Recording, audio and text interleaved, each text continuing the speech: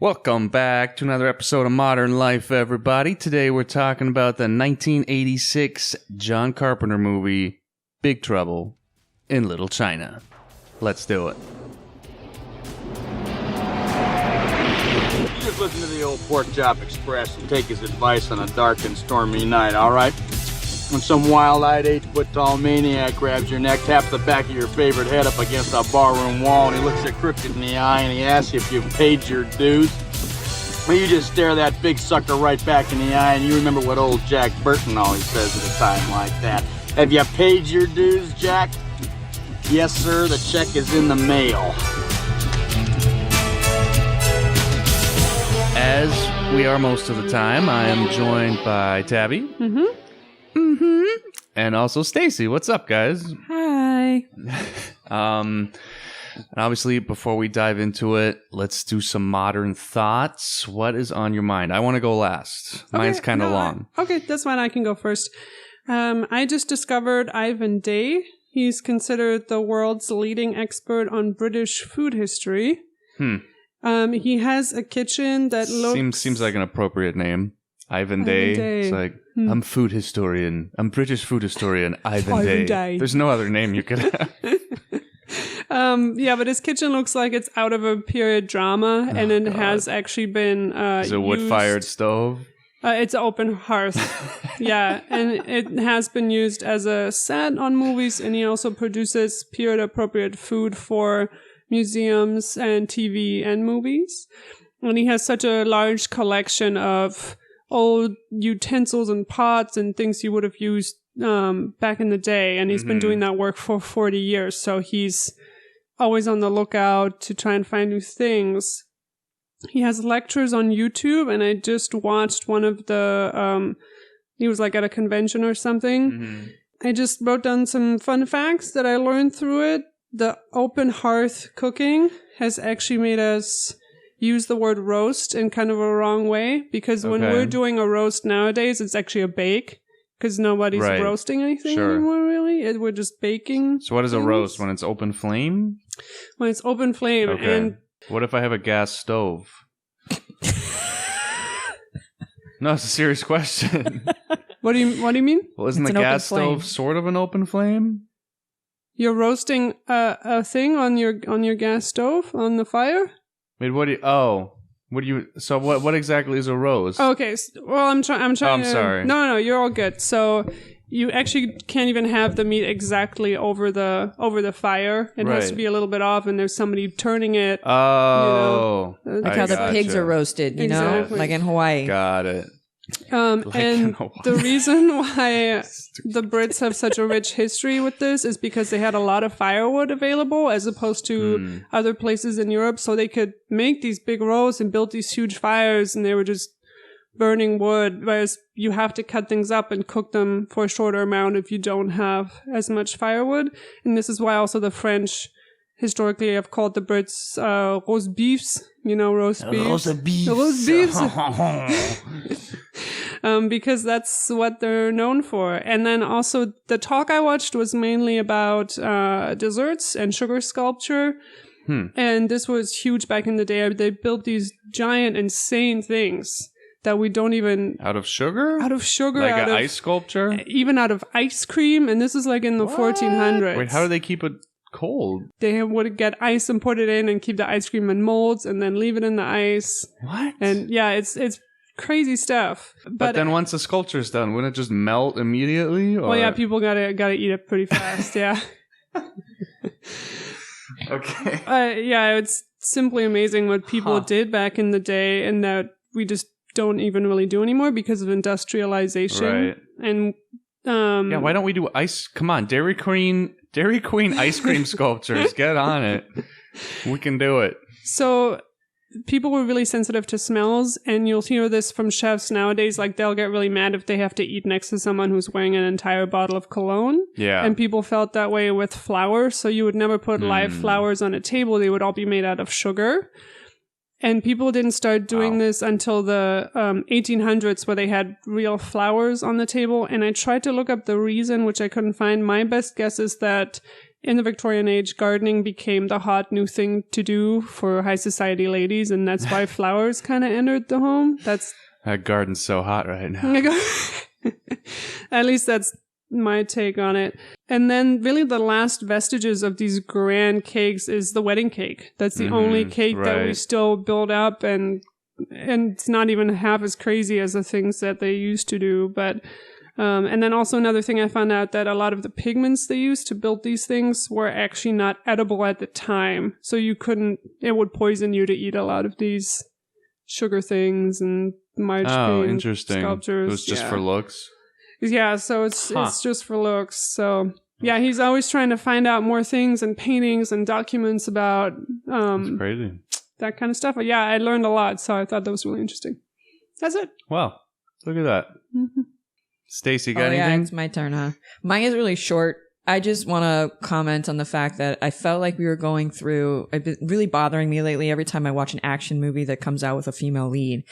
And we started to have this like point where the female leads who were like super strong, they would like be physically strong and you could see muscle on their body. And it was like these older, like, what's her name? She was just on the Wings show. The Wings? Charlize Theron. Thank you. Sorry. Did not sleep a lot last night. The Wings. Oh my God. She's like super strong physically. She like has muscles. It's like impressive. And now like they're doing all these new superheroes and they bring out these other actresses and they're like, literally you look like you break their arm like by touching it because they're so small. And it's just frustrating to me because I felt like for a moment like we were starting to show different body types in Hollywood, and now it's like again we're going back to these stick thin like girls who like really don't look like they do anything but cardio, have never lifted a weight in their entire life. And it's frustrating to me. And then I read an article about the exact opposite where they were talking about how women who have like a little bit more weight on them are never viewed in a sexual role. They're always viewed as the wife or, but never like sexually like allowed to talk or anything like that. And that's something a lot of like actresses are fighting against right now. It's just interesting. And Netflix right now has actually impressed me because they are starting to cast women that are age efficient, like wives. So like Brad Pitt, a couple years ago did the movie, what was it called? I'm sorry. I'm like half asleep. What is going on? I don't know. I forgot the name. We have notepads around the house. I know, but I wasn't going to bring that up. I was just going to do... This was a few years ago. He played that army general for that Netflix movie. Yeah. Anyway, his wife was Kim Cattrall or Kim something. Anyway, she was the same age as him. I just like that Netflix is kind of doing the opposite. They're kind of they're challenging some of the things that are not being challenged in Hollywood right now. So go for them. I mean, I think what you're kind of alluding to is the new Luc Besson movie. And that movie is bombing. So we are doing better because that not only is that dude like the Harvey Weinstein of France, like French Harvey Weinstein. Yeah, he's stuck in the 90s and he keeps making the movies that worked for him like in the 2000s or whatever. It's the fact that it's not working anymore actually makes me feel really good about where we're at. Yeah, but even the superheroes that are coming out are still like Brie Larson. She doesn't look like, I mean, I know she actually, from what I could see, saw she like did like a deadlift of like 200 and something pounds. So like maybe she is working out, but I'm just talking about definition. It doesn't look like she has any, and I don't know if they're trying to purposely not have definition in the arms, because I know that can be not construed as a feminine trait. Right. The suits that these people wear are going to be completely different. Yeah. So I don't know. To me, it's just like, I'm even looking at like, we started watching that new show on Netflix. The Boys. That's on like Amazon. Even the females in that like are very thin. That don't have a lot of muscle tone. It just frustrates me. It's just like I would like to see a strong female lead as a younger actress. And I feel like the older actresses are showing that because they're trying to stay in shape. So they are muscular, they are toned. But these new up and coming actresses are so scared to break that role because they won't get work. Yeah, because they won't get work. And it's just like I would like to see more challenge on that. That's all. There is actually an article that just came out with an interview with the woman who plays Madeleine Stillwell on The Boys, and just the significance of her having sexual agency while she's also playing somebody who's 50 years old and she's a single mom. And so that character actually, I think, is pretty awesome. She's also the devil. I like her in that movie. She's also the devil. Yeah, she's evil. She's great. My modern thoughts, it's just gonna be slightly long. So at the bar I work at, we had this probably our best customer and just all around great guy. His name was John Ferreter. I didn't know you were going to talk about this. That's good. Because I just saw this op-ed and I thought I just want to read a little bit of it. So John Ferreter was this mega manager in Hollywood, and he would come into our bar all the time, and he was just a great guy. And one of his biggest clients was Piers Morgan. Love him or hate him. That's not what this is about. Piers Morgan a couple of days wrote this really nice op-ed about him in the Hollywood Reporter because he was so John Ferreter was his manager for the longest time, and they were also just really close friends. Yeah, so I want to read a little bit from that because I thought it was actually really nice, and it'll just kind of tell you a little bit about who John was. And yeah, again, written by Piers Morgan here. 10 years ago, John Ferreter's heart stopped beating for 3 minutes. He'd gone into Cedars-Sinai Hospital for treatment to a blood clot in his leg, suffered a serious staph infection, and then flatlined. In fact, for those 3 minutes, he was technically dead, but John was never one for technicalities getting in the way of a good result. Somehow aided by the brilliance of Cedar's medical staff, his heart began beating again, and John sprang back to life. I fought death and I won, he'd later say, delightedly. The experience gave him a new perspective on life and his fragility. Live every day as if it's your last, John used to chuckle, because one day you'll be right. He developed sudden pancreatitis, was admitted back to Cedars, and suffered a massive toxic shock from which he never recovered. For the man who regularly spoke of being the luckiest man alive, luck finally ran out. I was John's client and close friend for 12 years. We bonded during the extraordinary aftermath of that health crisis in 2009. In such moments, as he was to often recall, you really do find out who your friends are. When I came out of the hospital, I learned that most of my clients had left me, he said. I'd ceased to be of use to them. It also kind of makes fun of that when he was the head of non-scripted television. He's partly responsible for the Kardashians being on TV, which he later would come to regret. Yeah, so Dancing with the Stars tried to get Piers Morgan on there, I guess, at one point, and John Ferreter forwarded the email to Piers Morgan of Dancing in the Stars trying to get him on. John forwarded to me with a note saying, if I ever recommend that you do Dancing with the Stars, please get a handgun and shoot me twice, once in the heart and once in the head to make sure that I never do career harm again. America will forgive you. America, he feared, might be less forgiving of his involvement as a packaging agent in another cultural phenomenon, Keeping Up with the Kardashians. I will probably go to hell for that, he confessed. I apologize for this scourge of Western civilization.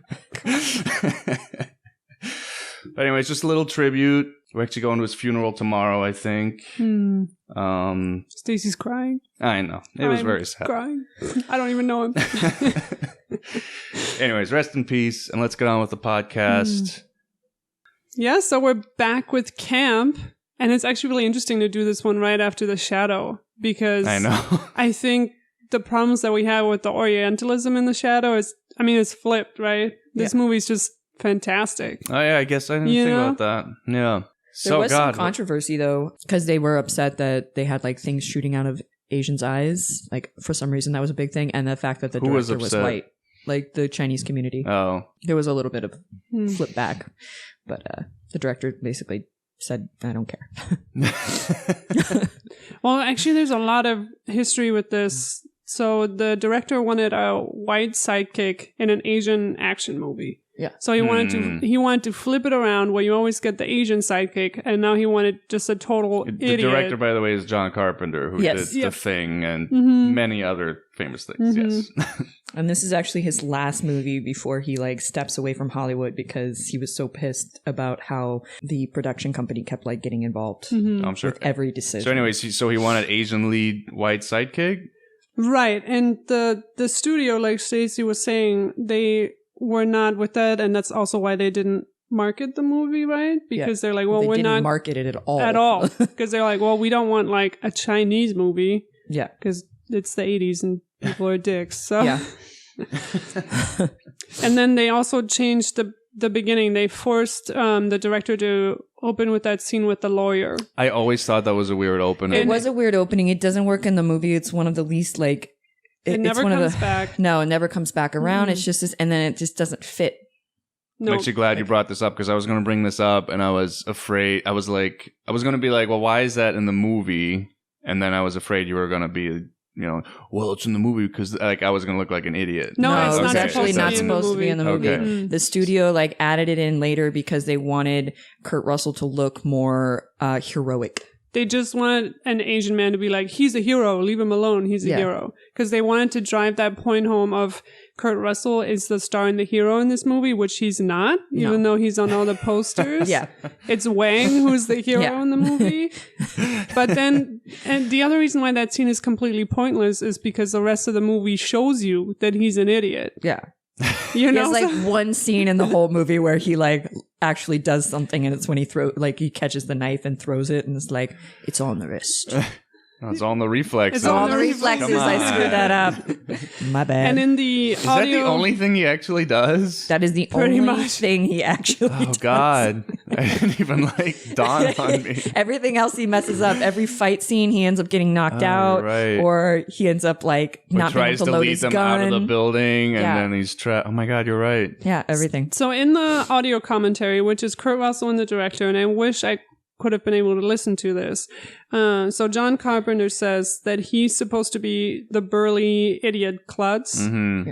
It's like the time when the like American force and like John Wayne kind of thing like doesn't work. Right. And he's supposed to be like the klutzy sidekick to Wang. And then Kurt Russell apparently said, yeah, he's useless. Yeah. Like he's supposed to be the comic relief character, which he is. Yeah. Like, and and I he think does it that's brilliantly. the part of this performance is so, yeah, it's amazing. Well, he wasn't even supposed to be cast. Originally, it was supposed to be like Clint Eastwood, which would have completely like jacked the entire scene up. Clint Eastwood can't do comedy. Yeah, I know. Well, I don't think that the studio agreed with how Carpenter saw the movie. Really, it was Clint Eastwood? Okay. Am I wrong? Because they wanted Kurt Russell for sure, but No, the studio like fought it. Yeah. So when everyone else turned it down, finally they were like, "Can we have Kurt Russell now? We just want Kurt Russell." Yeah, no, Yeah. it was Carpenter. He wanted Kurt Russell no matter Yeah. what, and then And luckily it worked out. And that character, he's all bravado. And I realized watching it this time and doing the research beforehand that the truck going through the Chinatown alleys is a symbol of that character. Because it's just, Right. it's way too big, right? He's Yeah. going around these alleys and driving. He's just like bashing through. And then also, part of why he's the side character is because he's not the one getting the girl at the end. Wang gets the girl at the Right. end. He just gets his truck back. You know, the truck is like the thing he wants. Well, he doesn't want the girl either, though. At the end, Exactly, He's like, I just yeah. want to. I'm on the open road, babe. I love it. God, I don't even know where to start with this movie. Well, actually, just to finish that off Yeah. really quickly, the first time I watched this movie, I thought it was so refreshing, and part of why I fell in love with it. I didn't even catch like all the amazing writing, and it's just like one snappy line after the other. But the fact that you see a movie with, you know, basically an all Asian cast from the 80s, and then you have the white guy just like shooting up in the ceiling and the rocks fall on his head. I'm like, I just thought that was so funny and so fresh, and that's kind of why I fell in love with this movie. what game are they playing when he gets to Chinatown? It's like some dominoes thing. I looked it up and I didn't write it down because I didn't think it was important. Tough. No, I'm just making up sounds. But they use I like know. dominoes, right? it's not dominoes. I think it's like a Chinese version, and I've seen it before. I can't think of the Yeah, name. it's like Chinese dominoes. It's Chinese dominoes, basically. That scene is so great because you just immediately get their friendship. That's all you need, right? You know, when he comes through town, they hang out and they're just, I don't know, they have this great friendship going like right from the get-go. And, you know, he owes him like $1,000 extra bucks, and Kurt Russell doesn't, like, he knows he's going to get paid, you know, they obviously know each other. Yeah, the bromance is great. Yeah, the they bromance have is great fantastic. chemistry. And then just him trying to cut the bottle in half. It's so ridiculous. But it foreshadows his reflexes. Can I ask you guys, to whom is he speaking in the Pork Chop Express? When he's like, "You're listening to the Pork Chop Express." So, you know he has the radio, right? Yeah. So all these, I don't know if these semi trucks still have this. I'm guessing they do. They do, right? Yeah. So they have these radios, and the radios have a certain range, right? So probably less than 100 miles. I honestly don't know how far those radios can reach out. But basically, you just put it, all the truck drivers will just put it on the same frequency because these guys are alone on the road all year long. So they'll just talk to each other on the radio, it's to how keep they don't go company, crazy. Basically. Yeah. Basically. Yeah. It's and just so like you a just fun thing. kind of talk to the truck drivers who are kind of in your radius as you're driving. And then if you need to have like a private conversation, obviously you can change you go on a different frequency, but then usually you keep, there's like a main frequency that, you can stay on, and like it's just people talking to each other. Do they turn it off? They're like, "Oh, here's a guy talking about his ex-wife again." Probably. Oh, not this guy. Like that beginning monologue. That's so it's like one of the greatest pieces of writing. Should we read I it? love that they call Should the we Pork read it Chop real fast? Express, and it's like they carry Yeah, pigs. and you just got it for the first I time know, I that he's never, driving pigs around. It's like, that's why it's called the pork chop. I'm like, yes. I think he had chickens in there too, didn't he? I don't know. I just saw the pigs. It's He's just driving livestock around. right, but they're unloading like the livestock, and it's not in cages or anything. They're Oh no, just, that like, was the best part. wrangling I was it. like, "What is this?" And he just like leaves them to like do it. He's just like, "Oh, peace. I'm gonna go play my Chinese dominoes." Truck, I don't know. Do the truck? Yeah, they do. They Yeah. unload. The truck drivers They unload unload? and they stay with the truck. Not this guy. Not in the Pork Chop Express.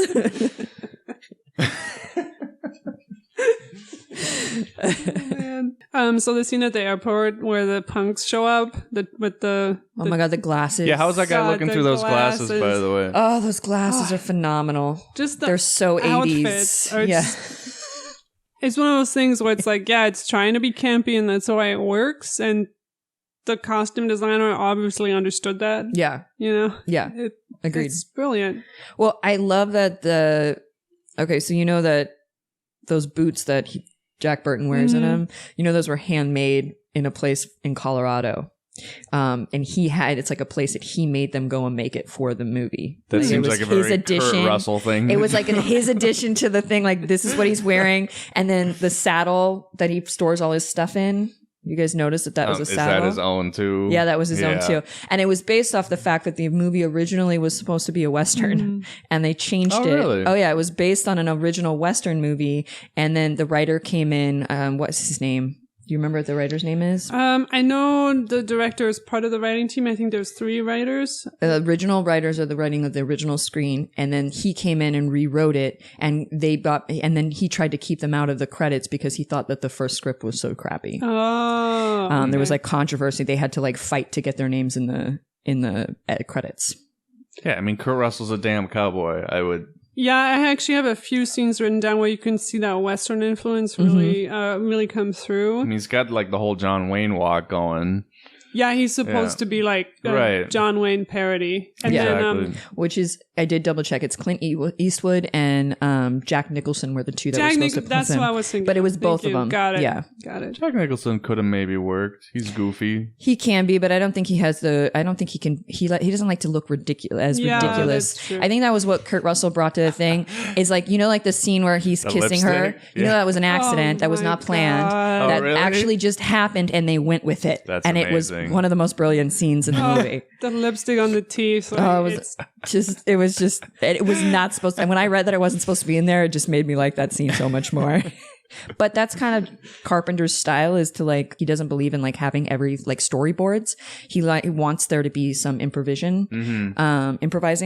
I think that works so well in this movie because I think that the chemistry between all the actors just is what makes the movie so brilliant. Well, it's funny. So the movie bombed at the box office. It had like a $20 million budget and made like $10 million basically. But it's become like this cult phenomenon.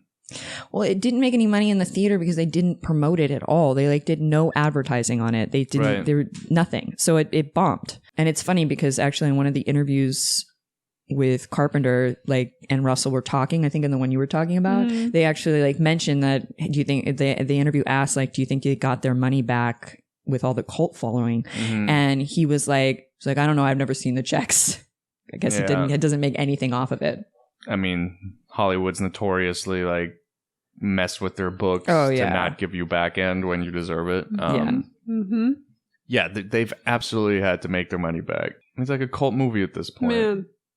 I've watched this movie so many times. I constantly quote it. Or you can quote every line in the movie. It's amazing. Because I was like, should I write down some of these? And then I was like, but then I'd have to write down literally the I whole started when I was making notes during the movie. I'm like writing down quotes, and I was like, I can't. It's just I'll look them up later because there's a million websites that have like the 20 best quotes from Big Trouble in Little China. For this movie to just have like hit after hit after hit of like iconic lines, it's just. Like, I'm just a poor Chinese boy, Jack. Like, that's, I don't know why that's so funny. Like, yes, sir, the check's in the mail, you know? Or there's another, oh my God, when he goes to the brothel and she goes, I think that's my favorite line. When she goes, cash or charge? And he goes, oh, well, it's not tax deductible, is it? Cash. You have to do the laugh. It's like cash, I guess. Oh my God. It's so great. Man. Just that idea. The tax deductible brothel. It's genius. So I have some notes written down about the green eyes, which those were contacts for both actresses, which I don't mind. But their eyes being like Jade is actually really important because Jade is very closely associated with Chinese culture. A lot of their sculptures are made out of jade. And it's also a symbol for immortality, and that's what Lo Payne is trying to get, right? He's trying to be immortal, and that's why he has to be with these green-eyed lady. I'm gonna just keep quoting the movie. And then something you guys already know, but just I thought was interesting is Jade can refer to both jadeite and nephrite. Nephrite having more colors. Back in the day, there actually aren't that many jadeite mines in China, so most of it is nephrite. And when they found one, they would just be like, "Oh, this is better jade because it's harder." They didn't realize back in the day that it was two different types of stones, and that's why both of those are still considered jade today. Interesting. But yeah. I'm going to talk that giant fight scene in the alley, you know, when he's trying to collect his money. I just love the fact that there's all these gangs in Little Chinatown. It's just those two gangs. It's just two gangs. Yeah. Is it? The red ones and the yellow ones. I thought there's not a third one? No, I thought there was a third one too, but rewatching it, there's not. Okay. No, and they actually... they made that scene the studio made them make that scene completely different than it was originally envisioned. Supposed to be more violent? No, you were supposed to see it through Jack Burton's eyes, where you didn't really know who was on which team, and it just looked like a bunch of people fighting. But then the studio wanted it to be more separate so you could clearly define, which is why they went back and added in more like... I think that might not be a bad idea. Because I remember the first time watching it, and you're like, wait, happening? There's these guys in the white, and these guys and the guys in the black. And then you realize the guys in the gold are with the guys in the white. Yeah, it's like, it is a little confusing, so... I don't know, it would have been interesting to see it from both perspectives. Do you also know that Bruce Lee was part of that scene?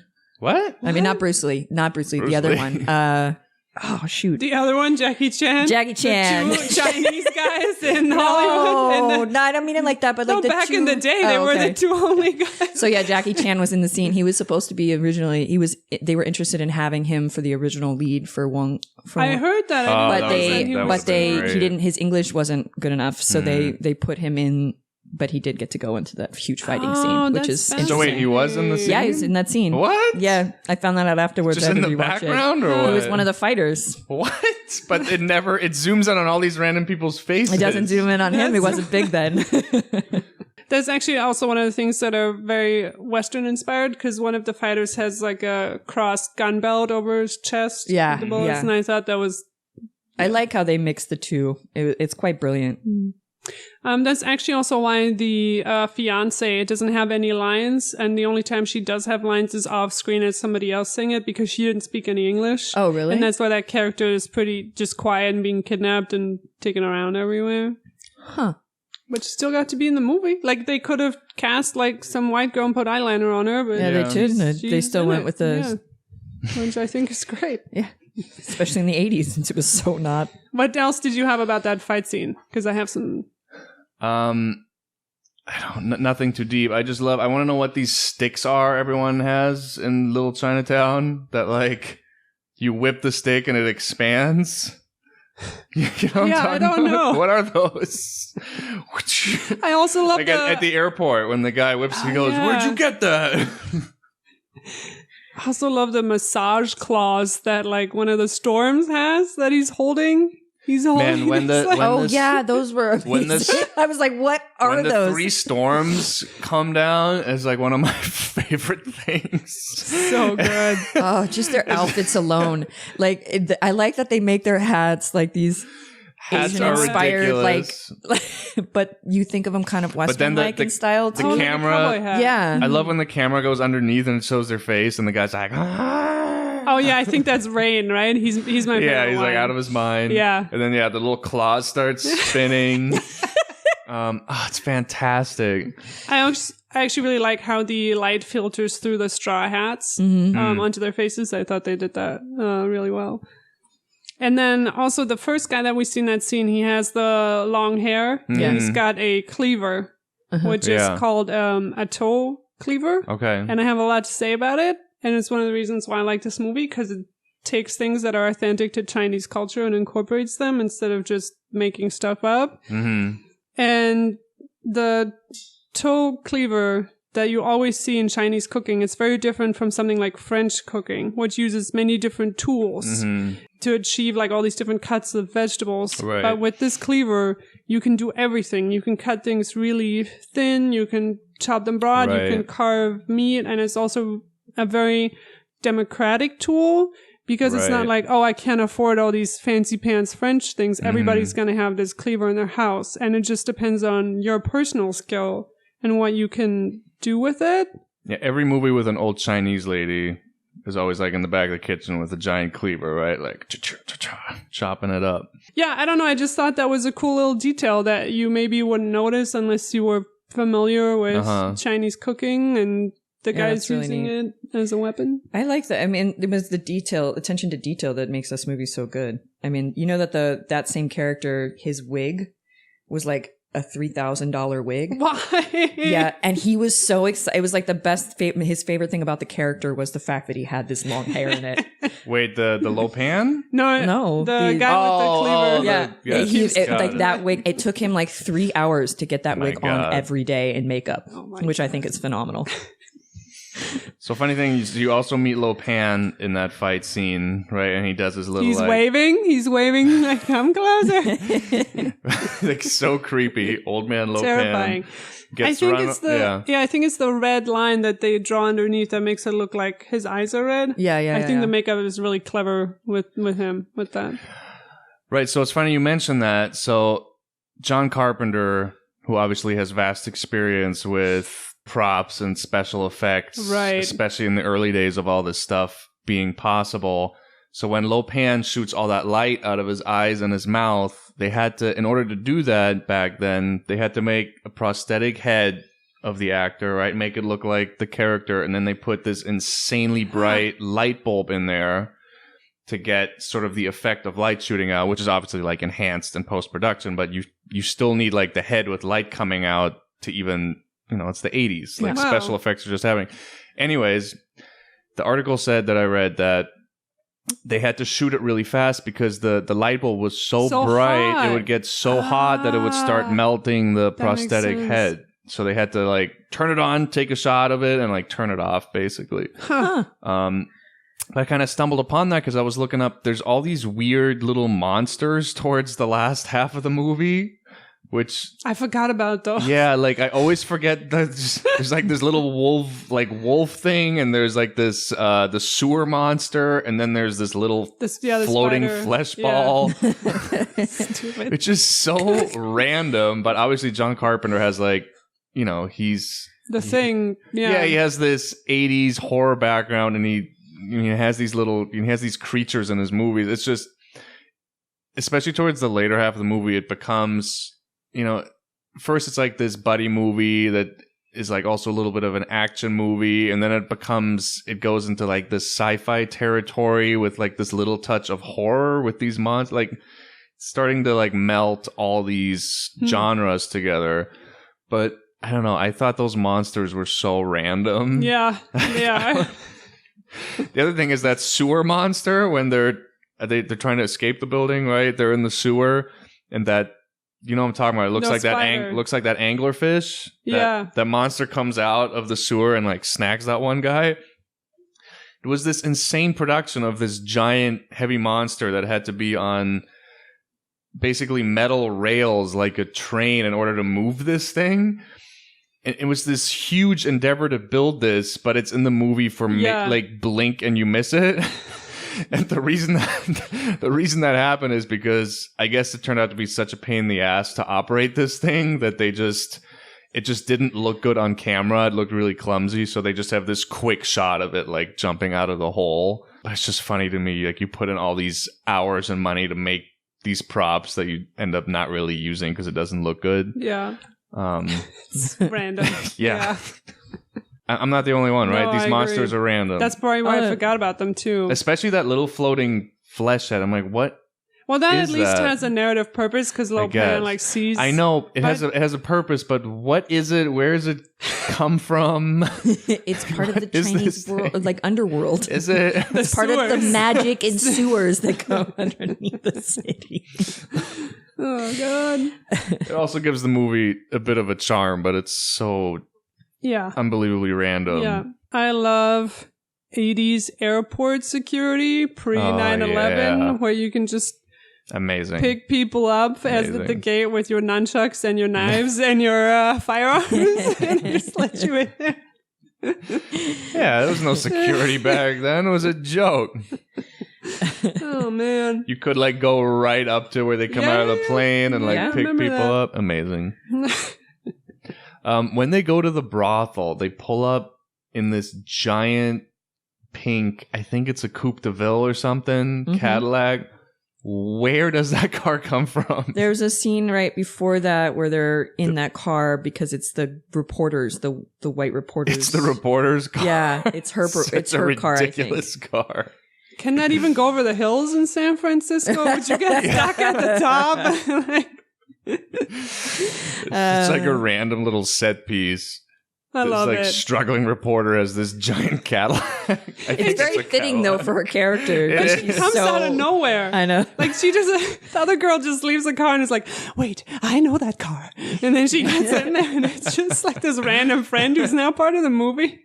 And then also she's obviously not a journalist in any way because when she's in the cell writing, it's like a novel style writing, like I've been trapped in here for it's not like a she does opinion pieces.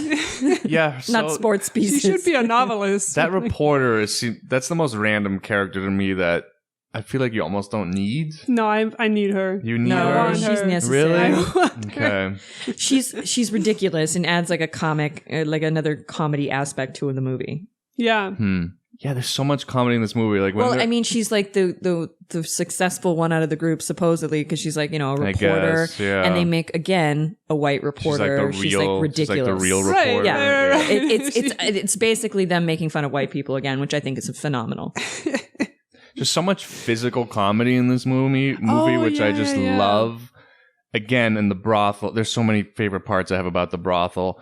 For example, the main pimp lady that goes in the back to check on the girl with green eyes. Yeah. Pimp lady? Pimp lady. I'm gonna call it pimp lady. She goes through this secret door to get to the woman in green eyes. Yet the secret door is obviously, it's not like in the wall. It's like little set back from the wall. It's a door in the wall. It's not secret at all. And then also, when the three storms come to get the woman with green eyes, all this lightning strikes the building and one of it strikes the pimp lady and she goes like flying, oh God, which cracks me up. But it's also like this weird justice. She's obviously not a good person. That's kind of the vibe you get. Yeah. I mean, she obviously has like this girl tied up in the bag. She works at a brothel. She's running this brothel. Like she's not a good obviously person. Got and then this lightning strikes her and she just goes like flying through the building. Yeah, because like fantastic. this is like a one moment thing, but Kurt Russell, doesn't he ask the prostitute about all the girls that disappear? Yeah. And she can't answer it, obviously. Yeah. But like, Well, because She's they're all very they're all been kidnapped and put Right. into this situation. I actually have some cool facts about this. And this also relates to the tour bus scene. Because the main magician is the tour bus driver, right? Egg. Oh, he's a magician now. It's not magic, is it? He's a sorcerer. He's He's a sorcerer. Yeah. a what? Okay. I don't know. But the quote I have when he has all the white people on the tour bus, he goes, "For the gold rush fever, these Chinese people were leaving their wives and children." And he kind of gives them like the PC version of that history. Yeah. And this is also related to the brothel. So Gold Rush starts in 1848. And then in 1882, the Chinese Exclusion Act is passed. This is the first law that targeted specific ethnic groups for immigration. This meant that people could no longer come to the U.S. if they were Chinese. And then also you had what is that word that I'm trying to say? Miscegenation laws, where people of different ethnicities can have sex with each other. Mm-hmm. Okay, yeah.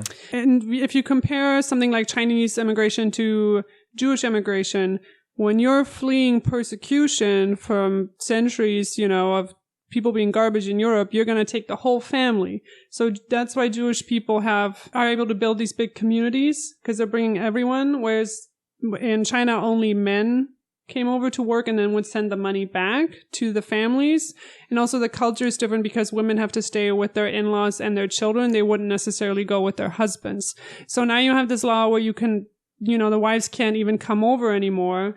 And also Chinese workers barely support themselves. They can't support a family because they're like basically slave labor building railroads and being in mines. And that's why you get a ratio of 20 men to 1 woman for the Chinese population. And that's also why so many Chinese women had to work as prostitutes or brothels, because they were the only people available to have sex with these men. And those who had kids would also sell them to brothels because they literally couldn't afford to keep daughters around. And then also the racism was so bad towards Chinese people. That's why you get kind of this bubble of Chinatown in San Francisco, because they could only basically have an economy within their own community because nobody would talk to them. And that's also why a lot of Chinese women didn't even leave the house, because A, it was really traditional, and 2, they would just be targeted of like racism and stuff like that. So that's the fun history of that in San Francisco. And I think it's cool that they kind of touch on it in the movie and explain it a little bit in the few scenes that they have. So, as you mentioned this morning, Stacey, there's all these rumors The Rock is trying to remake this movie, right? Yeah, it's such a bad idea. Just like he remade Jumanji, which worked out okay. But I don't know. It's gonna make it like picture The Rock in like Kurt Russell's role of like being so ridiculous. I just don't know because he has no ability to make him he's not gonna make himself look ridiculous. Like right, he always has to look really cool. Yeah, he's gonna do his eyebrow, and that's gonna be that. Exactly. It's just not a good role for him. But yeah, no one's happy with that. I just don't get why do we have to remake this? Because this works specifically in its time and saying political things about that time. And I don't think they're doing it as a remake. I think from what I understood, they're doing it as a sequel. A sequel? Okay. Yeah, they're like picking up where it left off. Right, like Jumanji. Yeah. All right, I can see that. So, okay. but the way I can see this is if you actually do put like an Asian guy in the lead, and then The Rock is the sidekick, that would work for me. Rock's not going to play a sidekick. That's the whole point. That's where the problem lies. Yeah. Like, it's not going to have the same humor. I'm not happy about it. Who could play that Kurt Russell part today? The Kurt Russell part today? Chris Pine. Oh my God, everything is Chris Pine. But yeah, he would work. I will agree with you on this one. Because he doesn't have any problem making himself look ridiculous. He can do action and he can do comedy. And he doesn't mind making himself look ridiculous. That Into the Woods garbage movie, the only good part is what's when that scene? Yeah, Chris Pine is like dancing and singing in the water. Fantastic. Go look it up. So good. The other note I had about that street fight is I love the sound effects overall, but especially in that because you have these old-timey gun sounds, and then you have machine guns and glass shattering, and it's really immersive. And you kind of don't know what's happening in that scene, but I think when the storms were coming down, because I knew nothing about this movie when I first watched it, Right. then you realize what kind of movie you're in. You're like, oh, this is ridiculous. There's people floating and like shooting thunder. And like that was the point where I was like, oh, I'm in for like a wild ride. I don't think I got the first time ever watching it that it was supposed to be ridiculous. I just got, oh, this is just some crazy 80s movie that didn't age well but is fantastic. Right. And then the more I watched, I'm like, oh no, like this was They did this ridiculous on on They purpose. weren't serious. Right. Yeah. Fun little fact, you know that Kurt Russell did not know how to drive that truck before the movie. So What? Mr. Cowboy didn't know how to drive a no truck? idea No, how to you drive need a that truck. special- I know, I'm just kidding. A driver's license. There's for- like 18 gears and you need a special driver's license. And he was like so scared to drive it throughout the movie because he was like afraid he was going to hurt someone. And the director was just like afraid he was going to hurt the truck because the truck was really expensive. Oh, I believe it. Yeah. Well, why would you would need a stunt guy to drive, especially through those tiny alleys. He drove it. He drove it? Yeah. That's He learned how. kind of I'm irresponsible. sure he didn't like drift the truck when he drifts into the alley. Oh, but that might have been someone I'm else. sure there's yeah. a couple scenes where you see him driving and he just needed to like know how to go 10 miles an hour to drive the thing. Yeah. And then you can also always tell the difference between when we're leaving actual Chinatown and it's now a set, like the street fight scene that Right. looks like a set, you know. Right. I did find that to be like some of the set design was a little weak for me. Oh, at least specifically in what? Well, In the like, why I get it is the 80s, it's- but it's also no, not but like, like you compare the it to like highest a movie like The budget. Shadow and like the scene, the background, you knew it was a set, but it was so beautifully done. Like it worked for you. For me, there was like a couple scenes where like I could physically tell The that Shadow it was also made 10 years later. Just Oh yeah. FYI. Good point. No, I think I know what you're saying. 'cause- It's when they were downstairs in Yeah, the that's what I was gold, gonna say. like the gold. You could tell the difference between where it was a board and where it was real. Mm-hmm. And like, it was so visible to me that I was like, yeah, you know, there's a better way to do this. Also, the cobwebs are so over the top, Yeah. and they took them from a Halloween store and put them everywhere. You know? But I love Kurt Russell's underwater acting. I forget how they get underwater when they're trying to escape the building and there's all these skeletons underwater. The elevator fills up with Oh water. yeah, That's yeah, right, yeah, that's right. yeah. How? Never mind. There's all these skeletons underwater and it's just Kurt Russell because you can't see that far ahead of you in the water like in detail. So he gets up close to these skeletons and he just completely freaks out and goes from one skeleton to the next. But like I don't know, I kind of just love that because I get acting's all about subtlety, but then when you're in water, it's like you kind of have to exaggerate, right? Yeah. Like, and he's like flipping out in the water. I don't know. I just love that. Oh god. Because if you're swimming in water and all of a sudden there's this dead body in front of you, like you would freak out, right? Yeah. I don't know. I don't know why the semi truck is like this American symbol. Right, it's supposed to be a symbol It for just him. makes sense that he's Yeah. driving. It's just because they have semi trucks all over the world, but you think of semi trucks, I just think of like the American open road. I don't know why that is, but I love. It's in the context of like these tiny alleys in Chinatown, and like he's the brute force. And I don't know, he's but the- I'm just saying, there's something about the semi truck in general that just Well, it was perfectly written into the movie because originally it was supposed to be a horse that got horse, stolen. right. And then they picked the most perfect, like masculine, like. Yeah, there's something about the semi truck that just works, and not in other movies too, not just in this well, movie. I think you don't have that kind of open road vastness. In other countries, Right. I mean, that's Right. why Germany's obsessed with westerns and cowboys, Right. because they have lush green forests and everything's really tight. So you romanticize the opposite of that. You're just going in your truck and you're going for a long time because it's a huge country. But I also love when he's on the highway. After the airport scene, he's on the highway and he's driving the truck, and another truck overtakes him on the left, passes him, and goes, and then back in his lane right in front of him, and he honks. He's like, "Come on!" It's like this whole truck driver etiquette, which I love that like little detail. You're not supposed to like cut off other trucks. I don't know. It's just a very thought out movie. Yeah.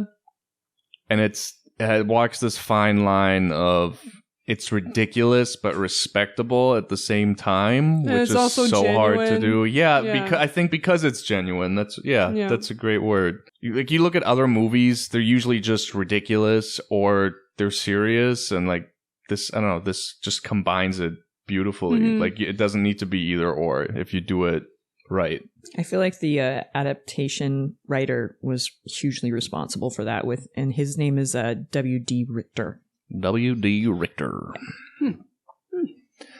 Interesting. Oh, so what else do I have on this beautiful, beautiful movie? I think the best thing that is the death scene where the thunder starts to Explode. and you get the best facial death I've ever seen in my life, and it literally looks like Cabbage Patch Kid. Yeah. And I don't know, maybe because I grew up with Cabbage Patch Kids, seeing that scene, like every time I just start cracking up because it's so ridiculous that's the facial expression that they use for it. I don't know. I'm sure they use a prosthetic head that's like latex and you just blow it up with like, Yeah, I don't great. know. I bet great effects. Yeah. Again. Fantastic. So rain is my favorite storm, and that scene he has with Wang where they just keep flying back and forth, and in the air they're like throwing swords at each other. Oh yeah. Did I read that right? Where they didn't actually use, because most of the time back then they used like where they would clip, the wires. They would do those scenes with wires, but in this movie they did it with. What do you mean back then? You still use wires. Well, I know, today. but I'm sorry. It was a main way they did it, and then I think they used bouncy like trampolines, Oh. which is why you get like this. Like more That makes bouncy sense. instead of Style? flying. Yeah. Which I thought was. because they are bouncing more. Yeah, it's more of like a bouncing, which I thought actually. Yeah, well, if worked he's like for me flying more. through the air sideways and it zooms in on him, he's just like throwing the knife. It's just so ridiculous. So good. I want to talk about the maitre d'. I don't remember what his name is. He's the guy who's Wang's friend, who's like the ridiculous friend, and he falls in love with the reporter. Yes. So again, it's one of those things where I'm like, oh, the costume designer understood this movie and understood what they were doing. Mm-hmm. He is wearing 3 different patterns. His suit is plaid. The tie is like a scratchy 80s raindrops Oh my god, I never thing. noticed that. The shirt has stripes. It's Yeah. all green and purple. And then later at the end, he's wearing the exact same thing, but in red. And like, it's just so funny because it's just this guy who thinks he's hot shit and wearing Right. like a vest and wearing like... But it's just so bad. I love that. Did anyone? Okay, so spoiler alert: at the end of the movie, when Jack Burton's driving his truck off, that Wolverine thing you find out. Yeah, is on his Bigfoot. truck. Yeah. Bigfoot. I forgot to look it up. Was there supposed to be a sequel that never got made or something? I think there was Or- a thought of it, but it just didn't get made. But they did, because it was such a flop. Like, I think if they'd done better in the theaters, they Yeah. would have made it. But it did stem a comic book series based on this. Oh, really? Yeah, there's a huge comic book series based on this I after want to that. buy that. They also made like a movie, like a game based off this movie Yes, the too. game was pretty popular. What I Yeah, think. and that game More is people bought the actually game. Oh, really? I didn't know there was a game. Yeah, there was that's actually what started like the reboot of the cult following that it got was actually from the video game. The video game came out and all these people saw it and like, what is this based off of? And then went back and watched the movie, and then the cult following started from there. And then it inspired things like Mortal Kombat and like things like that. Really? Oh, Huge it was like a inspiration fighting for game? Mortal. Yeah, huge inspiration for Mortal Kombat Interesting. and all the entire series. So I always have a confession to make. I've always wanted that tank top that Jack Burton wears. Oh, it's in my saved list on Redbubble. You can buy it there. well, My friend Johnny has I it. finally went and bought it this You morning. bought it? Yeah. What? Oh, I There want was one. like a handmade version on Etsy that maybe this is the only thing this Etsy person does, because it had 5 stars and like 6,000 reviews. Oh my for God, this everybody's one buying shirt. the I think Manchu it's just top. like one guy in Kansas like making these shirts. Good for Getting him. rich. Which just also blew my mind. Like, oh, like you just realize how much, wow, like 6,000 people have bought this stupid shirt. Like, well, it's like even when in, you like, ever see that on like Etsy. Very cool. Yeah. So one of the lines I did have written down is when Gracie Law has the shawl over her head and she's Gracie like Law the here. old lady and she comes in and she goes, "Don't panic, it's only me, Gracie Law." Everything she says is like 100%, and she's a lawyer. Gracie Law, the lawyer, she's basically like Bob Loblaw from Arrested Development. Like, my name is Judge. But I love how she's also like, so is she like trying to make it as a reporter? Or No, she she's is a- already a reporter? She's a lawyer. She's a lawyer. No, Gracie Law is a lawyer, and the other one is the reporter. And they've been working together to like try and. Except they're both Got it. terrible at their jobs. They're Yeah. obviously Right. both not, she's not employed at a law firm, or it looks like she's a lawyer. Is that why she's going so hard, maybe? Like, she needs everyone to know who she is. Like, Gracie Law. Yeah, that might Yeah, be but maybe she's why. doing like investigative work. That's not what a lawyer Hey, is. it's She's what like this a lawyer No, she does. wasn't there. I don't feel like she was there to do investigative work. I feel like she was there based on the sex trafficking, which is why she was trying to make sure that the one girl. Where's she her was a- co-counsel? Is she doing this I don't by know. herself? I don't know that part. Like, I went, also love when Jack Burton's on the phone with the insurance company. Oh, yeah. Like, there's gotta be a name, sweetheart. I only pay him $6,000 a year in premium. No, I don't know my account number. It's in the truck. It's in the glove box great. of the trunk. Just You know, his whole, how he just delivers, like, Jack Burton. Oh, it's just so good. quick side note, you know that one of the reasons that tank top has such a cult following is it actually was in one of the Quentin Tarantino movies in the Wait, which background. one? It was? Yeah. Which one? So my voice can go any higher. It was? How did I not know this? I don't remember the name of the thing. I just read like a quick. Oh, it's hanging in the background at the restaurant in Death Proof. Yes, that's it. Is it? Yeah. Okay. Super random. Yeah. Well, you know he likes to like put in like cult Yes. things, so yeah, which I thought was Interesting. interesting. Yeah, maybe little- don't make a whole movie about it. What? Oh, All right, that's a different topic. Tubby did not like the new I Tarantino did movie. not. Can I just say one more quote? And again, Yeah, oh back please. to the all brothel. the quotes you can. Oh Just my get it out of God. your system. Henry Swanson's my name and excitement's my game. So stupid. It's raining cats and dogs out there. I also love how when Lopan like introduces himself, he says, "I'm David Lopan," but then Jack Burton just keeps calling him Dave. Listen, Dave. Like, You were not put on this earth to get you it. to get it. So great. Oh man. I also It's love just like one line after Lopan line. pointing at the security screen and then going, "Are these your friends? This really pisses me off." And then he just wheels away. Oh wait, what's the see where he looks at Thunder? Can you just kill this guy for me? Which, so by the way, that Lopan actor, we talked about this the other day, not on the podcast, in private. He has the most IMDb credits of any actor of all time. Really? James Hong. Yeah, you James don't remember Hong, me yeah, mentioning yeah, this? Yeah, I remember you talking. There's a Yeah, great from little Blade Runner. video on YouTube about him. How many credits? Hold on. He has 433 acting credits on IMDb, which is insane. But there was this little video they made about him. I forget, on one of these YouTube channels, and when he first started out, there's like no roles for Chinese people, and the few that are is just the Breakfast at most Tiffany's. stereotypical shit you can think of. He says he didn't mind doing those parts because, first of all, he just wanted to work, and second of all, he was like, I'm just gonna do like the absolute best I can with this part they're giving me, basically in order to, break down those walls. And like, if I do the best I can with this shitty part, maybe I can get like a better part, right? Which, I don't know, that's a great way, very positive way to look at that situation, I Yeah. guess. Yeah, how old is he? No, that guy's a legend. He was born in 1929. Yeah, he's still around. He's still crushing it. I want a Dracula remake where he plays Van Helsing. He's just the old professor. He has four movies in production that he's in still. Oh, great. He's just working it. Love it. Amazing. Wait, you want to see a what? I want to see a Dracula remake where he's Van Helsing and he's the old professor and he's like, Sure. telling everyone what to do. Has there been a good Van Helsing movie? Well, the Van Helsing movie has nothing to do with Dracula, and also there's like guess a so. young guy. That's the only one they made, right? Right? That seems like ripe for a remake.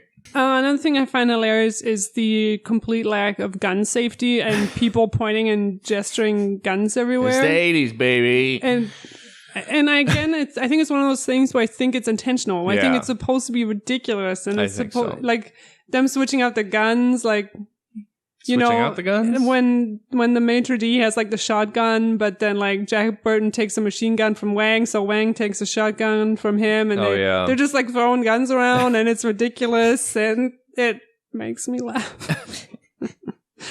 And then again, the last quote before the monster kind of pops out of the truck, Jack Burton says, it's a dark and stormy night, lightning's crashing, thunder's rolling, and the rain's coming down. Like when and those are the three storms. It does it in the beginning too. Oh, I didn't catch it in the beginning. Yeah. I think he keeps saying the dark and stormy night, but like in the end, he references them again. Yeah, it's definitely one of the best dialect. Yeah, in a movie. dialogue. Yeah. That's what I meant. I also love how Jack Burton is always holding his knife in his mouth, even when he really doesn't need to, because he can just put it in his pants. And like the scene where he's everyone's going across the bridge, but he's like grappling along the side, like with his hands crossing the bridge. Like it's just great. I also love that they have some lady fighters in that, and the ladies are beating up the two guys. Yeah, here. You just listen to the old Pork Chop Express here now and take his advice on a dark and stormy night when the lightning's crashing and the thunder's rolling and the rain's coming down and shit's thick as lead. Just remember, sheets thick as lead. Shit's thick as lead. Just remember what old Jack Burton does when the earth quakes and the poison arrows fall from the sky and the pillars of heaven shake. Yeah, Jack Burton just looks that big old storm right square in the eye and he says, "Give me your best shot, pal. I can take it." Stupid. I love how he talks in the third person. It's the best thing. Like, he obviously thinks so highly of himself. Like, he's just spewing this wisdom out all the time. Fantastic. Man. Is there anything left to say about this? Yes. One more thing I had. Drew Struzan drew the poster art. There's a great documentary. I think it's still on Netflix. He did all these Star Wars posters. He did all the posters back in the day. Oh, yeah. And he hand drew them. And I wish we could go back to that time, because now photography has really taken over. And also you need to get every actor on the poster, and maybe people don't know this, but there's a certain percentage that actor has to take up of the screen depending on how good their agent is and how much they're paying. That's why, for example, Viggo Mortensen is the biggest guy on the Lord of the Rings poster, even though Frodo is the main character. And I think Lord of the Rings is one of those first things where you just get these cluttered posters. The new Beauty and the Beast is another one I can think of where it's just like the Avengers. Yeah, every single character has to be on this poster, like, and it's just cluttered and a mess, and it's obviously not art anymore. It's not something that you would want to hang up in your home. Like I would want to hang up one of these Star Wars posters or this. Yeah. And one of the only people who's fighting against that is Guillermo del Toro, most notably for his recent movie that won the Oscar. He had a pencil drawing of the Lady and the Fish. I think that's a really but that famous... wasn't even the poster the studio used, right? I think he just commissioned that poster with his own money to like... That was for the Fawn's Labyrinth, and they did... That was a Drew Struzan drawing, and they did use it. He got them to use it for the soundtrack, but they refused to use it on the poster. Yeah. I wish we could go back to that, because I think poster art is something that's really beautiful. And I think the only places where you can get this now is something like video games, because you're not obligated to... Sure. I've seen some really cool video game ones, because you don't have to like put all the characters on there or whatever. So. Right, yeah, because they're just voice actors. Peasants. Yeah, I'm looking at the poster now. It's fantastic. Because it also tells you about the movie, right? Does a poster have on it the writing that they do in the Chinese writing that they do in the first one? I mean, I don't think so. Credit. It was like one little detail that I find that's interesting is they had so much attention to detail throughout the entire thing, and then they didn't put they didn't write it out correctly. It was saying something completely else. Oh, really? Okay. Yeah. That's interesting. Which I thought you would catch because...